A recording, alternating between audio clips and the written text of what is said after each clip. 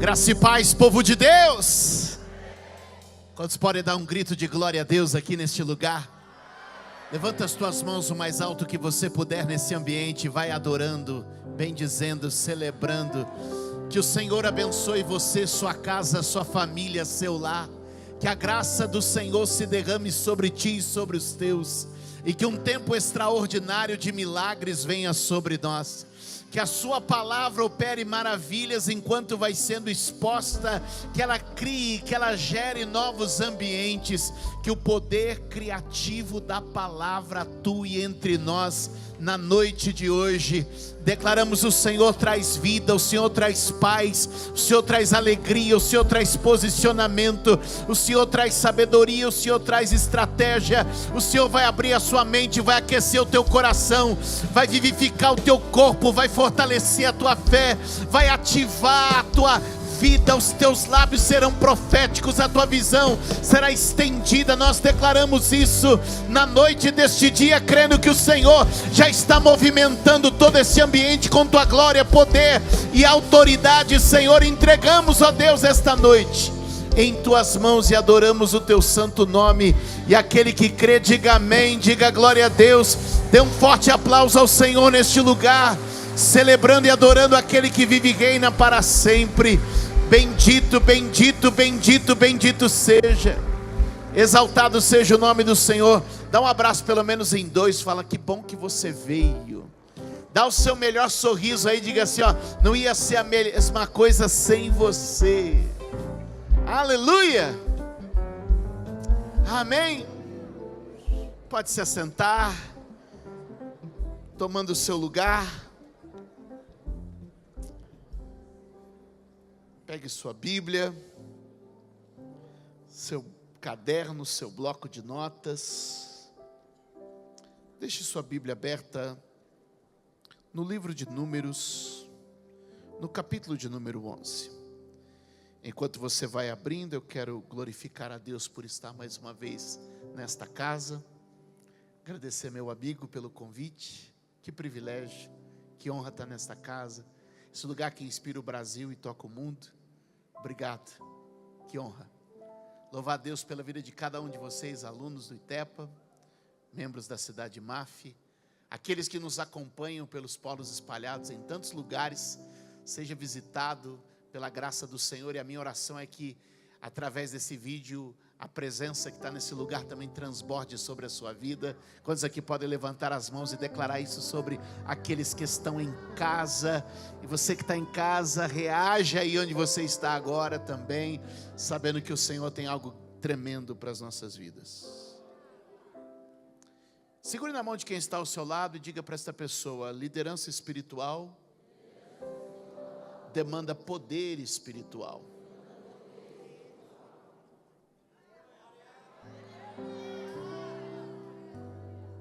Liderança espiritual pode usar estratégia, mas não é dependente de estratégia.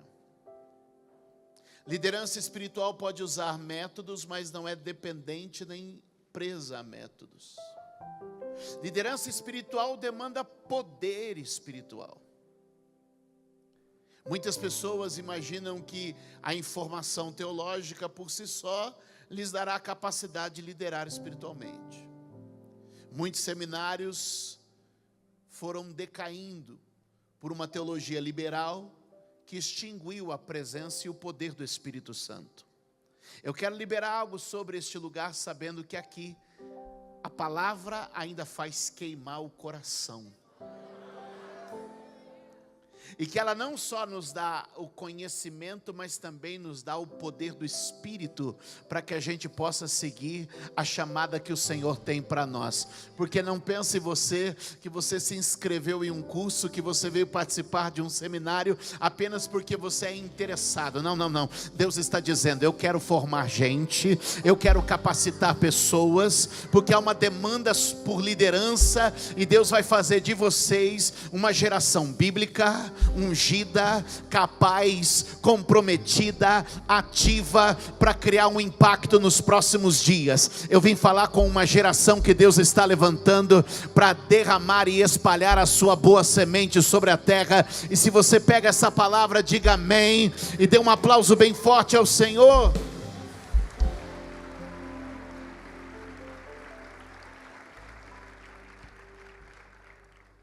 Liderança espiritual demanda poder espiritual. Não é apenas uma questão de força e posição. Tudo que é estabelecido pela força é sustentado. Tudo que é sustentado pela força é cansativo, desgastante e uma hora quebra. O que eu vim dizer para você é que Deus quer te levantar debaixo de um ambiente de liderança, para ser uma resposta para a nossa geração. Alguém pode receber o que eu estou falando aqui? Liderança é o remédio de Deus para tempos de crise. Quando você folheia as páginas da Bíblia, você vai ver que toda vez que havia uma crise, a resposta de Deus para a crise era a liderança. Se você olhar a história da humanidade, toda vez que a humanidade entra em crise, a resposta de Deus para a humanidade é a liderança.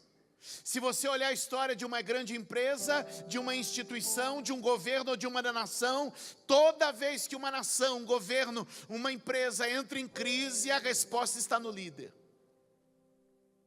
Liderança é remédio de Deus para tempo de crise. Toda vez que a igreja passa por um período de crise, Deus levanta um líder. E eu quero te dizer, nós estamos vivendo a geração dos líderes que vão ter conhecimento e unção para continuar levando a mensagem do evangelho e criar o maior impacto da nossa geração. Será que alguém pode receber o que eu estou liberando aqui hoje? Segure na mão de alguém e diga comigo: nem por força, nem por poder, mas pelo meu Espírito, diz o Senhor dos Exércitos. Quantos estão abertos para viver um tempo de liderança baseado no poder do Espírito Santo?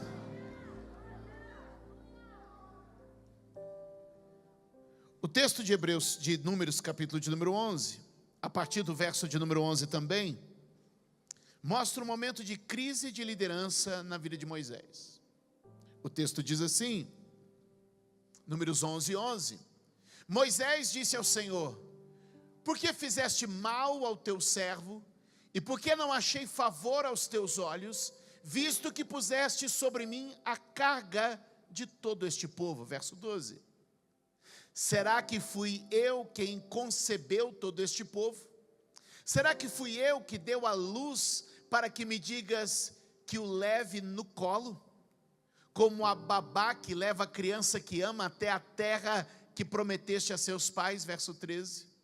Onde eu poderia conseguir carne para dar para todo este povo? Pois chora diante de mim, dizendo: dê-nos carne para comer. 14. Eu sozinho não posso levar todo este povo, pois é pesado demais para mim. Verso 15. Se me tratas assim, mata-me de uma vez. Se achei favor aos teus olhos, peço que não me deixes ver minha miséria.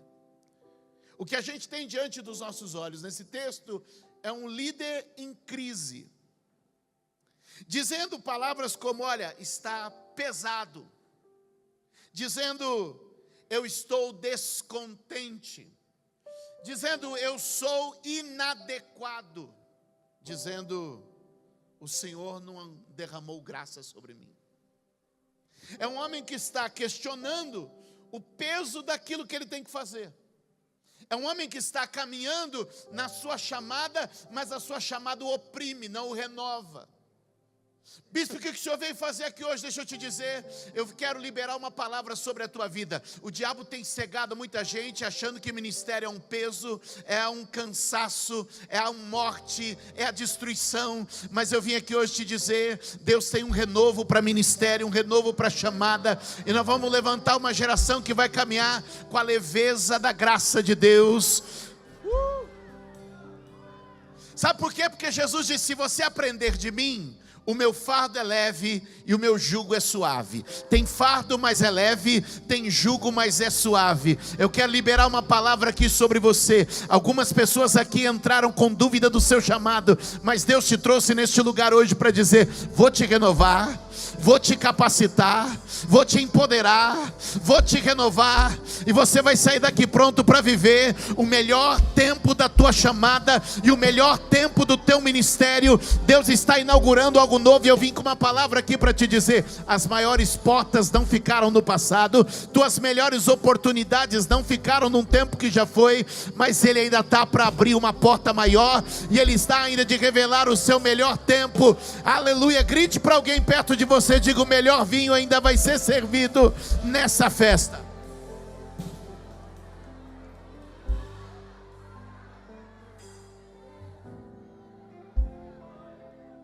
Eu vim pregar para alguém que está se sentindo inadequado, cansado, sobrecarregado, que não sabe se continua, se investe na chamada. E eu vim te dizer: continua, segue em frente.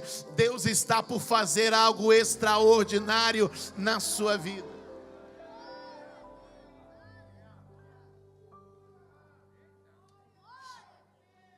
O segredo do sucesso de um ministério não é o prédio que tem, não é o tamanho do telão de LED, nem a qualidade da iluminação. Porque às vezes você vem aqui para a cidade de Maf e você pensa o seguinte: olha, se eu tivesse uma banda dessa, com um telão desse, num prédio desse, tudo ia dar certo para mim. Eu quero te dizer que o segredo do sucesso deste lugar não é a estrutura, mas o time que serve.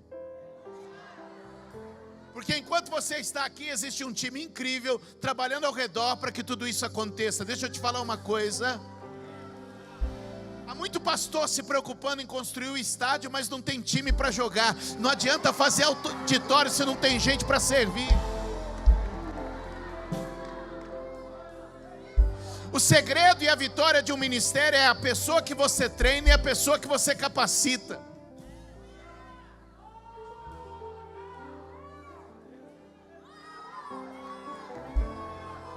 Eu estava falando há pouco com o pastor que a igreja inverteu. A igreja está ungindo pessoas e não treinando ninguém. E o papel é o seguinte: a gente unge as pessoas e quer que Deus treine. E Deus falou: não, eu unjo, vocês treinam. O papel da igreja é treinar e discipular. O papel de Deus é ungir e chamar. É por isso que uma igreja que se dedica ao discipulado e ao treinamento vai ter sempre Deus ungindo e chamando. A chamada é empolgante e impactante, mas o discipulado e o treinamento é um processo metódico, didático, diário. Deixa eu liberar algo para você aqui. Quando Deus chama, Ele chama com um impacto, mas quando Deus discipula é no longo do tempo e do prazo, tratando caráter e vida. Deixa eu te dizer, a chamada pode ser impactante como a voz que chamou Moisés, como a chama que chamou Moisés, como a voz que chamou Samuel, como a luz que brilhou para Paulo. Mas o caminho do discipulado e do treinamento é toda semana no seminário, é abrindo a Bíblia, participando do estudo. Que eu vim te dizer aqui hoje: a chamada pode ter te chacoalhado, mas a chamada é uma chama que queima. Mas logo você precisa do discipulado e do treinamento para se tornar estável. Na chamada, a palavra-chave é impacto, mas no discipulado, a palavra-chave é preparação. Não existe sucesso ministerial sem preparação. Não adianta alugar o estádio, tem que ter time para jogar. O que está acontecendo com Moisés é porque ele está vivendo uma vida solitária na jornada ministerial. E ele quer carregar todo mundo no colo. Há uma frase que eu tenho trabalhado com a minha equipe que é a seguinte: lidere líderes porque não tem colo para todo mundo. Lidere líderes porque não tem colo para todo mundo. O problema é que a gente está transformando a igreja, em vez de um quartel-general de treinamento, em um berçário. vez da gente fazer da igreja um lugar, uma atividade de treinamento, a gente está fazendo da igreja um berçário. A gente está querendo carregar no colo, a gente está querendo dar papinha, a gente está querendo dar de mamar, a gente está querendo dar de ninar. E eu vim te dizer, você veio para um lugar de preparação. Você veio para um lugar de preparação. Você está num ambiente de preparação. Você está numa atmosfera de preparação. Deus tem te colocado na posição para se preparar.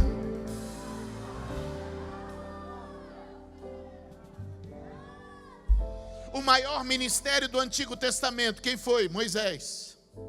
40 anos sendo preparado no Egito, 40 anos sendo preparado no deserto, 40 anos aprendendo a ser alguém, 40 anos aprendendo a ser ninguém. Durante 40 anos ele é treinado no Egito para ser alguém. Aprende sobre política, aprende sobre governo, aprende sobre autoridade, aprende sobre matemática, aprende sobre línguas, aprende sobre filosofia, aprende para reinar. Depois Deus fala, agora você está na excelente posição, com muito conhecimento, vou fazer o seguinte, agora eu vou te levar para o deserto. Eu te ensinei a ser alguém, agora eu vou te ensinar a ser ninguém. Porque no ministério tem dia que ser alguém, tem dia que ser ninguém. E quando você aprende a lidar com isso, meu Deus. Agora não é à toa que o maior ministério da Bíblia é o dele. Porque ele teve o maior tempo de preparação. Ele teve a maior escola de preparação. 80 anos de preparação para 40 anos de ministério. Maior autoridade do Novo Testamento ministerial, o apóstolo Paulo. Escreveu mais de 50% do Novo Testamento. E por quê? Preparação. Segure na mão de alguém e diga, Deus vai usar a tua preparação. E na medida da tua preparação, Ele vai te levar.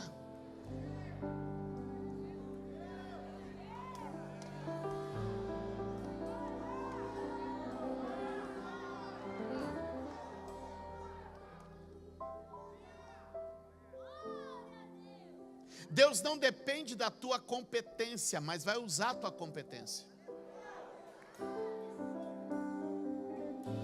A quem tinha 5 talentos, quem tinha mais, recebeu mais. O mais capaz, 5 talentos, o mais ou menos 2 talentos, o que tinha menos 1 talento. É uma proporção, segundo a capacidade de qualquer um. Amplia a tua capacidade que mais vai vir para a tua mão. E alguém vai olhar para você nos próximos dias e vai dizer, mais um curso. Mais um curso. Mas foi lá para o seminário de 10 anos e voltou com mais um curso. E vai olhar a fatura e alguém vai dizer assim, mais um curso. Mais um curso significa ampliar potencial. Ampliar potencial significa mais oportunidade. Mais oportunidade significa a expansão do que Deus quer fazer na minha vida e na sua vida por meio do ministério. Quantos podem dar glória a Deus aqui neste lugar? Segure na mão de alguém e diga, eu estou vendo que você vai ampliar seus horizontes. Eu estou vendo que você vai alargar as estacas, ampliar as cortinas da tua habitação, transbordar a mão direita, transbordar a mão esquerda. Veja que Deus está fazendo uma coisa nova, não o impeças.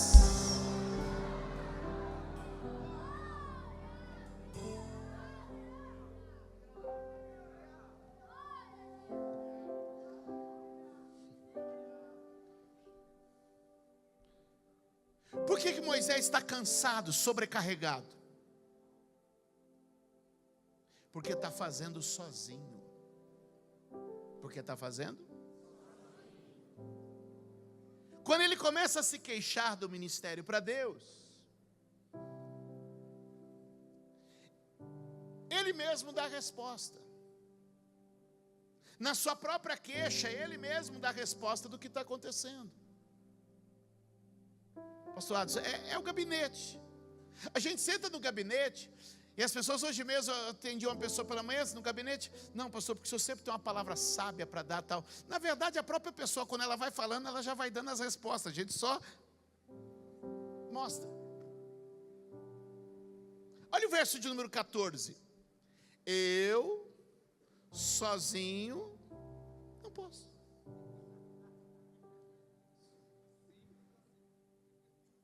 Deus, não estou aguentando o ministério, eu sozinho não posso. O problema é quando a gente leva o ministério sozinho, é que a gente vai abusar das nossas vantagens. Todo líder que leva o ministério sozinho, ora abusa da força, ora abusa do carisma, ora abusa do dom. Há muita gente levando o ministério pela força. Se leva pela força, cansa. Se leva pela força, se esgota. E é por isso que tem muita gente adoecendo no ministério, porque está fazendo o ministério baseado em força. Para fazer sozinho, ele precisa fazer com força. Eu vim te dizer aqui hoje que pela graça de Deus, seu ministério vai começar a fluir. Você vai desfrutar do favor de Deus no seu ministério. Quantos podem dizer amém? Eu vim liberar aqui. Você vai aprender a andar no ambiente do favor de Deus. Diga comigo, aprendendo a andar no ambiente do favor. Há muito líder tocando ministério, eu vim falar para líderes aqui hoje, tocando ministério na força. Você é uma pessoa determinada, aguerrida, e faz por força, está levando. Mas isso cansa, adoece o corpo, desgasta, termina o dia, está consumido. Deus te trouxe a essa conferência para dizer, vou renovar teu ministério, vou renovar as tuas forças. Vou te dar asas de novo e você vai voar como águia. Vai correr e não vai cansar. Vai caminhar e não vai fadigar. Há muita gente levando o ministério pelo carisma. Tem gente carismática. Ele é magnético, ele atrai pessoas. Já viu gente assim? É incrível, não é? Eu admiro essas pessoas. São carismáticas, magnéticas. As pessoas vêm para ela. Elas usam do seu carisma e elas constroem igreja, constroem ministérios, frentes de serviço dentro de alguma igreja ou de alguma denominação. Elas são atrativas. Mas assim como aquela pessoa que usa a força e logo o corpo adoece, quem também vive o ministério sustentado por carisma, logo a alma adoece. É aquela pessoa que de repente dá uma pane, que você se choca e diz, mas fulano, porque dependia tanto de sua alma, para que pudesse exercer ministério, que uma hora há um esgotamento da alma. Então tem gente que faz ministério por força, tem gente que faz ministério pelo carisma, e tem gente que faz ministério pelo dom. Dom é uma coisa boa, sim ou não? Carisma é uma coisa boa, força é uma coisa boa. Mas quando a gente abusa desse tipo de coisa, o que acontece? Quem abusa da força adoece. Quem abusa do carisma, uma hora tem um problema emocional. E quem abusa do dom, uma hora tem um colapso espiritual. Ele recebeu um dom de Deus, então agora se ele revela, ele abusa da revelação. Se ele cura, abusa da cura. Se ele tem a capacidade de pregar, de criar um sermão, ele abusa disso. Logo ele vai se tornando esgotado, porque tudo depende ou de sua força, ou de seu carisma, ou de seu dom. O problema de homens e mulheres que usam do seu dom como única fonte de sustento para o seu ministério, é que eles podem correr o risco de ser como Sansão. Sansão é a mais evidente manifestação do Espírito Santo no corpo de um homem. E o fato de Sansão ser tão forte criou uma anomalia no livro dos Juízes.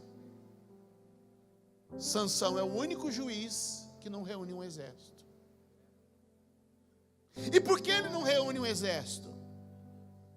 Porque ele tinha a força de um exército. Porque ele tinha o poder de um exército.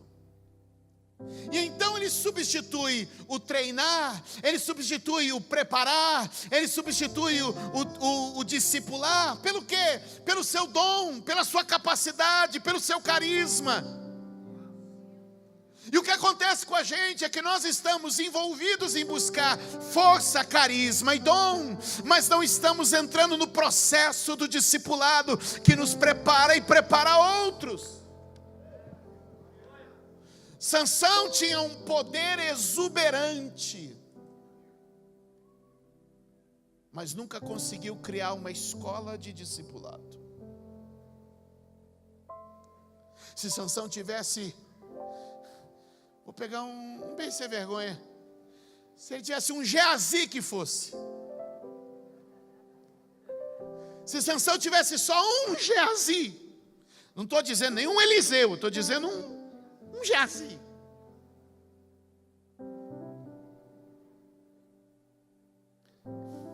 talvez o acordasse, quando estavam prestes a cortar suas tranças. Há muito ministério que a resposta está ali: eu sozinho não posso levar. É gente caminhando isolada e solitária. E o Espírito do Senhor te trouxe aqui hoje, te pôs sentado neste lugar para te dizer: eu quero derramar do meu Espírito, e eu quero multiplicar isso e transbordar nos vasos. Quantos podem dizer amém e dar glória a Deus? Que nós precisamos mais do que a exuberância do poder, precisamos do discipulado, do treinamento, do ensino, da preparação, para que a gente possa viver plenamente o que Deus tem para nós.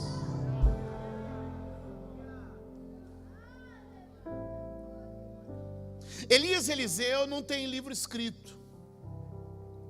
Elias e Eliseu não deixaram textos tratados. Mas Elias e Eliseu, embora sejam reconhecidos pelos milagres que operavam, eram mantenedores de uma escola bíblica, onde é um ambiente de ensino, tem expansão, tem crescimento, tem multiplicação, tem prosperidade, tem avanço. A gente vive na igreja brasileira uma dicotomia, uma briga entre duas partes. Há uma ala que defende o ensino e a cultura, outra ala que defende a experiência e o poder. E isso muitas vezes é problema só da liderança. Está aqui o que defende a experiência e o poder, e que despreza a boa teologia.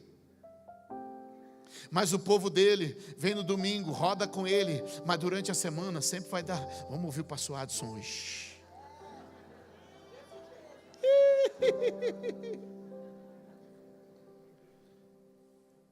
E do lado de cá, os que defendem uma teologia tradicional, o estudo, e que acha que isso é tudo, no domingo segue seu rito tradicional, sua teologia, mas o seu povo, sempre que tem uma dúvida, vai buscar um irmão da revelação, vai caçar alguém para fazer uma oração quando tem um problema.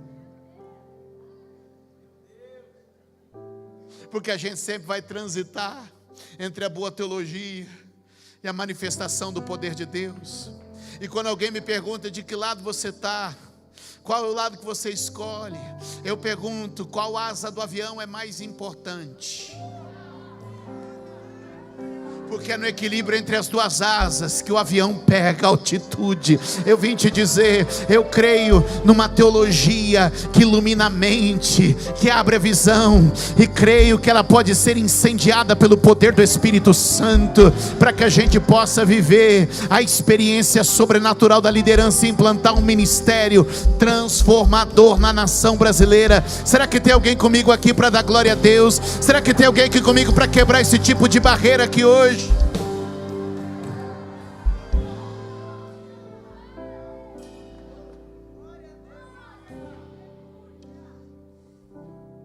O problema é que a gente precisa produzir pão. Sabe por que eu amo esse ambiente? Porque esse é um ambiente que produz boa farinha, mas não fica na farinha. Da farinha faz o pão. Quer tomar uma nota aí? Teologia é farinha. Boa teologia é uma boa farinha. E de uma boa farinha a gente precisa fazer pão.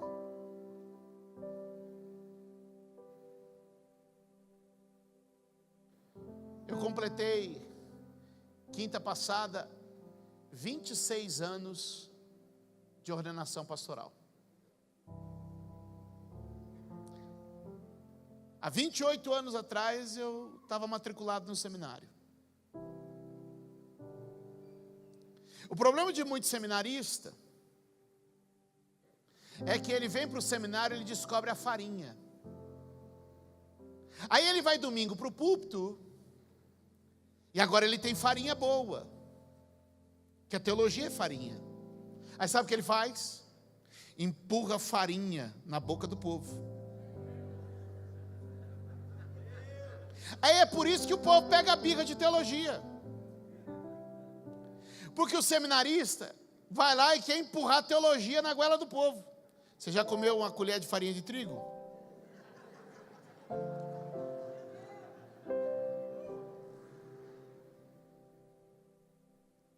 Diga comigo, de uma boa teologia, temos uma boa farinha.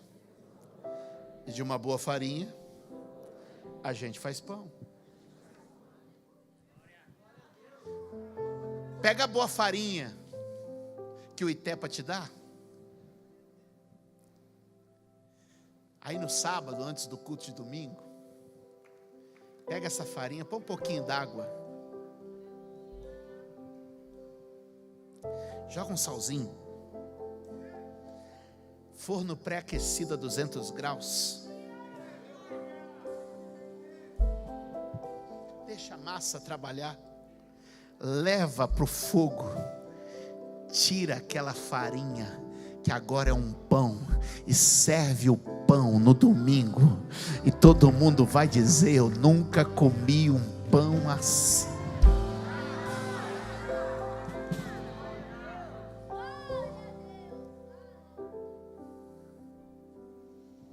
Quem está comigo? Qual que é a resposta de Deus? Moisés diz: eu não posso levar sozinho. O que Deus vai dizer para ele? Verso 16, põe para mim.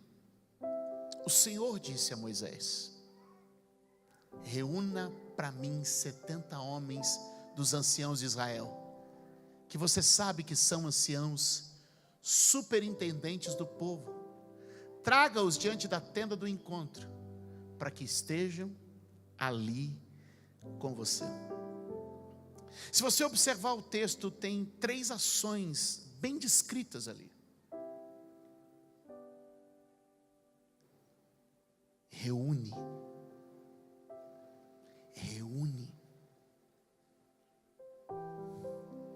separa e convive.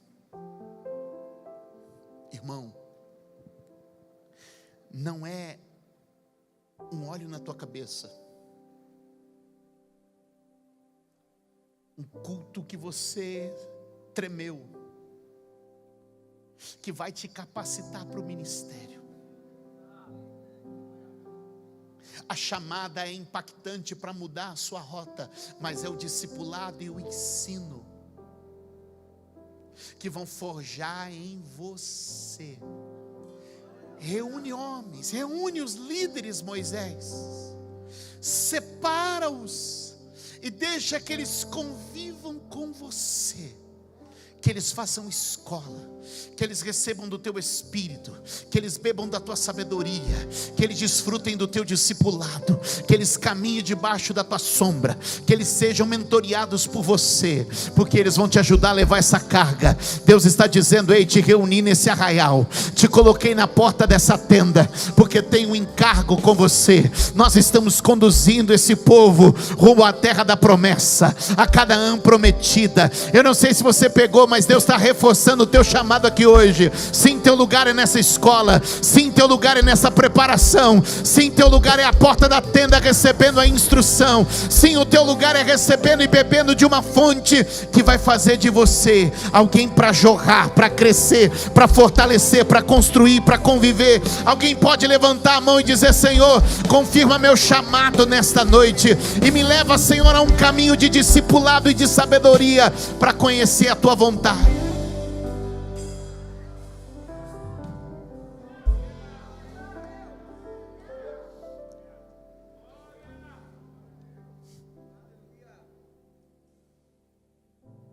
A Bíblia vai nos ensinar, meus amados, sobre o poder de uma chamada. E aqui eu quero lembrar vocês, Deuteronômio 34, verso 9, põe para mim aí, Deuteronômio 34, verso 9, olha o que a Bíblia diz.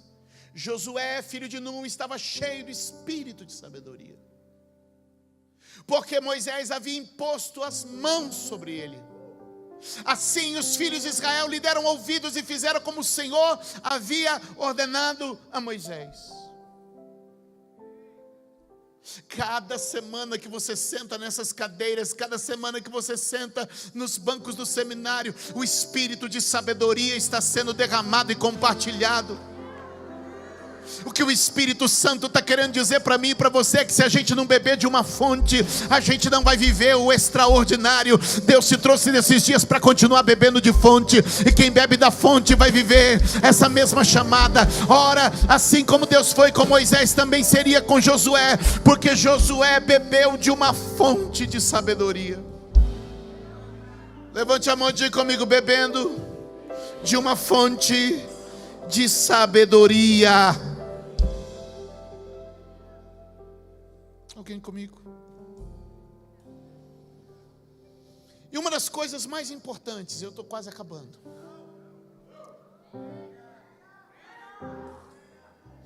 é que a gente precisa descobrir a fonte e valorizá-la. O problema é que nós não temos reconhecido as fontes que Deus tem colocado ao nosso redor. Nós precisamos reconhecer as fontes e honrá-las. Deus está te trazendo aqui hoje para entender que o avanço de uma liderança espiritual está diretamente ligado à fonte que ele bebe. Você precisa beber de uma fonte. A chamada é obra do Espírito, mas o discipulado é obra da igreja. Quando Paulo está no caminho de Damasco, uma luz brilha diante dele. Jesus, quem? Jesus fala com ele: Saulo, Saulo, por que você me persegue? A luz já brilhou, a voz já falou. Aí sabe o que a voz complementa dizendo? Agora entra na cidade, porque lá alguém vai lhe dizer o que fazer. O que o Cristo está dizendo? Eu te impactei com a chamada no caminho, mas é dentro da cidade que a igreja vai discipular você, Paulo. Paulo, eu te chamei, te escolhi, mas agora entra porque alguém vai te ensinar. Entra porque alguém vai falar o que você deve fazer. Entra porque alguém vai te dar didática. Entra porque alguém vai trazer ensino para você.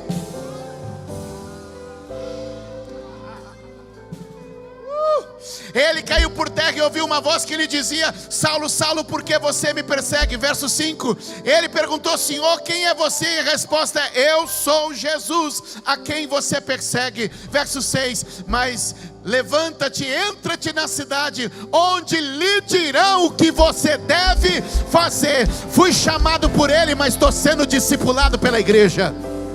Ei, alguém grita comigo: fui chamado por ele, mas estou sendo discipulado pela igreja. Estou sendo ensinado no seminário. Estou recebendo aula de professor.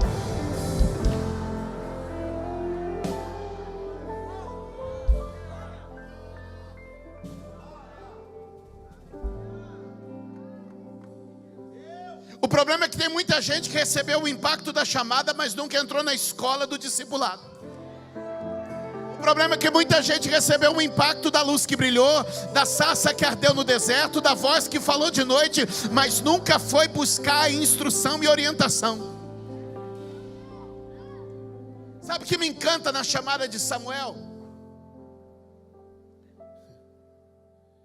É que Deus chama Samuel de voz audível no seu quarto, mas é necessário que Eli o discipule para entender a voz que fala com ele. E sabe o que eu acho maravilhoso na história? É que a condição de Eli não era boa, mas Deus está dizendo, embora Eli não seja um líder perfeito, o próprio Eli vai discipular você, Samuel, daquilo que você não sabe e não entende. Eu te chamo, mas alguém te discipula. Eu te chamo, mas alguém te treina. Eu te chamo, mas alguém te prepara. O diabo está colocando em você resistência com liderança, para você não beber de uma fonte. Louvado seja Deus que eu tenho uma fonte chamada Adson. Mais alguém aqui também?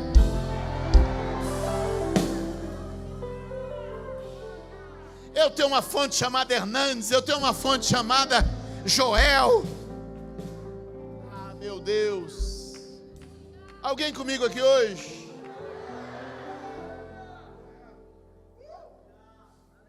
O problema é que a gente quer fazer voo solo. E voo solo é uma característica do orgulho.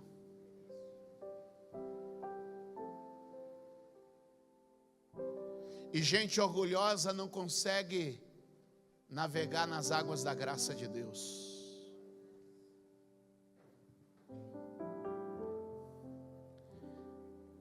Primeiros Coríntios capítulo de número 4.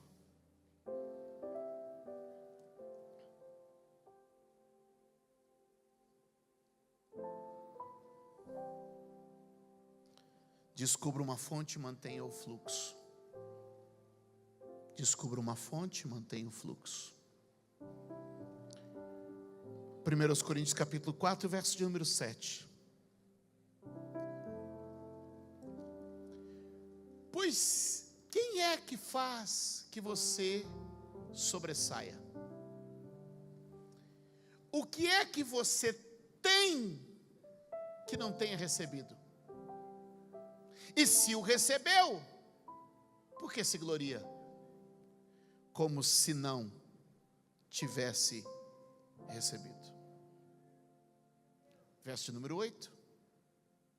Vocês já estão fartos, já são ricos, chegaram a reinar sem nós.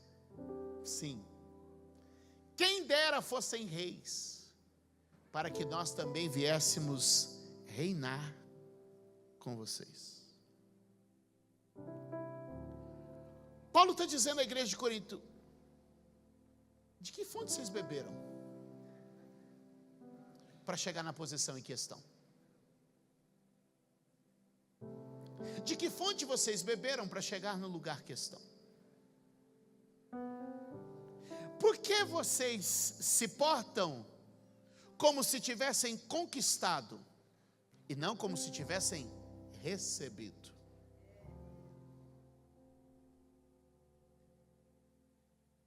Salário fala de quem recebe. Guarde essa frase, vai ajudar você na vida. Salário fala de quem recebe. Quando você observa um salário, você percebe o valor de quem recebeu. O seu salário fala de você. O seu salário fala de você. Tem gente pensando: estão falando mal de mim.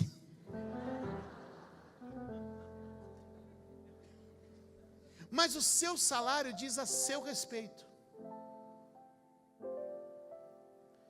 Agora, presente fala de quem dá. Se eu te pagar um salário, o salário fala a respeito de você. Mas se eu te der um presente, o presente fala de quem eu sou. O problema é que a gente está querendo andar por aquilo que conquista e não por aquilo que recebe. O que eu conquisto fala do quem eu sou e do que eu posso, mas o que eu recebo por graça fala de quem Ele é, de como Ele é. E é por isso que Ele me deixa a encontrar as fontes para beber e para receber. Deus está dizendo: ei, eu tenho fontes espalhadas pela terra para jorrar da minha sabedoria, da minha autoridade, do meu conhecimento, do meu poder. Eu quis dizer aqui hoje para alguém: ei, receba o que eu estou pregando aqui hoje. Você tem recebido de Deus, você tem recebido de Deus através de fontes que se derramam sobre você. Aprenda a reconhecer uma fonte, manter esse fluxo rodando e caindo sobre a tua vida. Paulo vai dizer: vocês estão reinando, porque eu te capacitei a reinar, nós te enriquecemos. Paulo vai dizer que a fonte apostólica é uma fonte de riqueza para quem bebe dela. Quando a gente senta para receber o que Deus está derramando por vozes como as que vocês têm o privilégio de ouvir aqui, eu quero dizer para vocês: Deus está te dando e dizendo: olha como eu sou generoso, beba dessa fonte e deixa ela te abastecer. O que Deus fez é colocar aqueles 70 homens ao redor de Moisés, e de Moisés transbordou sobre eles. Deixa eu te dizer, a ideia de Deus não é ter um Adson falando da palavra, a ideia de Deus é ter milhares desses que bebem, porque o Espírito vai sendo derramado, conforme a unção de Deus vai sendo liberada. O Etepa não é só uma escola, é uma fonte que jorra, é uma fonte que derrama, e Deus te trouxe aqui hoje esses dias para que você possa beber dessa água.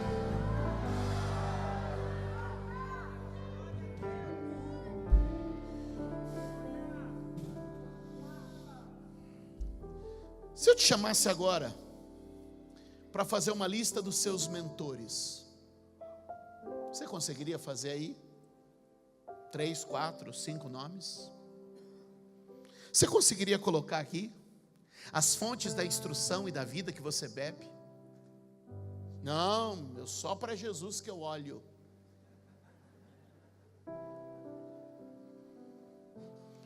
Só olho para Jesus, não olho para mais ninguém. Deixa eu te dizer, Jesus é nossa meta final, mas você precisa olhar para algumas pessoas que estão um pouco mais amadurecidas que você, 2 ou 3 passos à sua frente, 5 ou 6 passos à sua frente, 10 ou 12 passos à sua frente. São referências que vão fazer você ter um ministério norteado, próspero e abençoado. Se eu te pedisse agora para fazer uma lista de referências, você faria? Você teria acesso? Quem são as pessoas? Deixa eu te falar, quem procura uma mentoria, dá saltos enquanto muitos estão dando passos. Quem tem um mentor, economiza tempo, evita sofrimento, evita tragédias, porque tem alguém que já passou pelo caminho que você precisa trilhar. Será que você entende hoje que está sentado num banco de escola bíblica, que está recebendo um discipulado, é uma chave para viver o extraordinário da parte de Deus? Experiência compartilhada economiza dinheiro, poupa tempo e evita tropeços. Toca no ombro de alguém e diga assim: ó, melhor que descobrir um caminho é receber um mapa.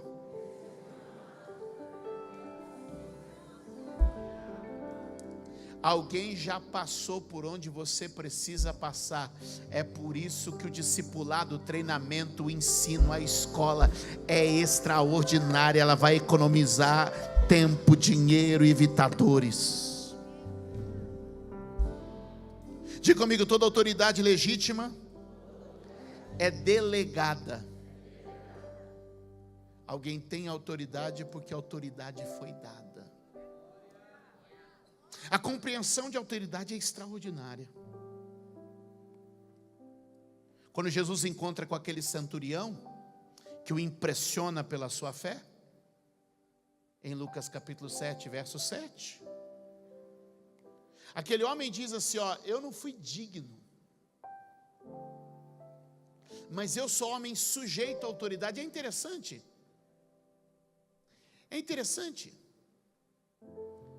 que ele vai falar o seguinte, olha, no verso 8, eu sou sujeito, sou um homem, olha o que ele não diz que tem autoridade, ele diz que é sujeito à autoridade. Ele diz assim, eu tenho autoridade para mandar. Ele diz assim, eu estou sujeito à autoridade. E sujeito à autoridade, eu posso dizer vai e vai, vem e vem, sai e sai, faz e faz. O que ele está entendendo? Estar sujeito à autoridade me faz autoridade. A pergunta que eu lhe faço é: de que fonte você bebe? E a qual autoridade você se sujeita? Porque a fonte que eu bebo e a autoridade que eu me sujeito interfere na minha vida e de como eu vivo. A fonte que eu bebo e a autoridade que eu me sujeito determina o nível de vida que eu estou vivendo. E eu quero dizer que você pode sim começar a beber e se sujeitar a autoridades. Existem algumas relações que você pode ter com essas fontes. Primeiro, você pode se associar. Você pode se submeter. E como é que eu faço isso? Como é que eu me aproximo disso? Deixa eu te dar uma dica. Você pode se aproximar lendo. Comece a ler o que alguém escreveu e você vai começar a ser influenciado e regado pela autoridade desta pessoa. Você pode seguir, irmão, participando de um evento, sentando numa sala de aula, e você vai ser influenciado e impactado. Quem entende isso?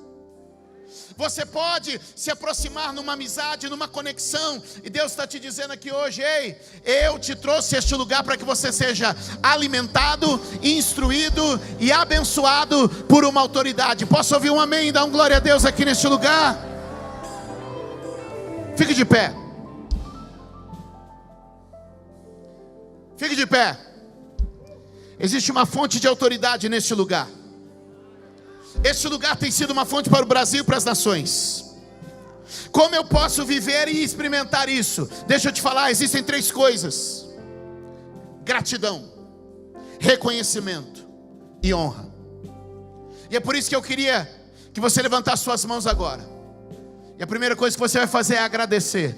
Obrigado por essa escola, obrigado por esse seminário, obrigado pelos professores, obrigado porque o Senhor tem abençoado este lugar.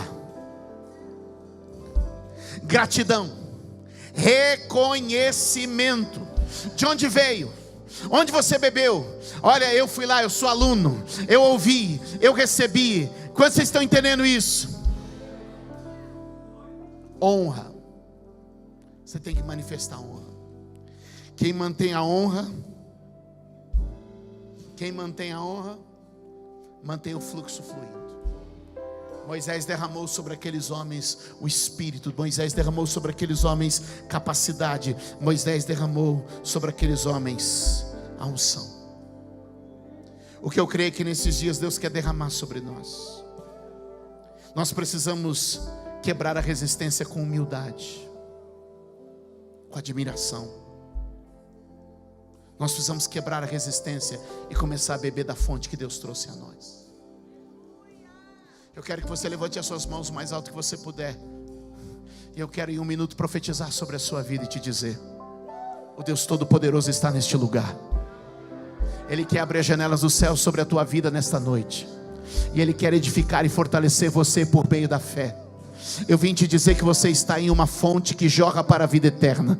Você está em uma fonte de palavra, uma fonte de autoridade, uma fonte de sabedoria. E esta fonte na noite de hoje está se movendo neste lugar para abençoar sua vida, sua casa, sua família. Eu quero declarar hoje sobre vocês, sobre os seus aqui neste lugar. Deus está levantando uma liderança para a nação brasileira e para as nações ao redor da terra, através de uma escola de discipulado, de compartilhar da sabedoria e do espírito de sabedoria da palavra. Sua liderança será moldada, formada pelo discipulado da igreja e será ungida pelo poder do Espírito Santo derramando sobre você. Eu te abençoo para uma jornada ministerial edificante, empolgante, produtiva, leve, vitoriosa, cheia do poder do Espírito Santo, para viver o extraordinário, em nome de Jesus. Se você crê, diga amém. Dê um aplauso bem forte ao Senhor.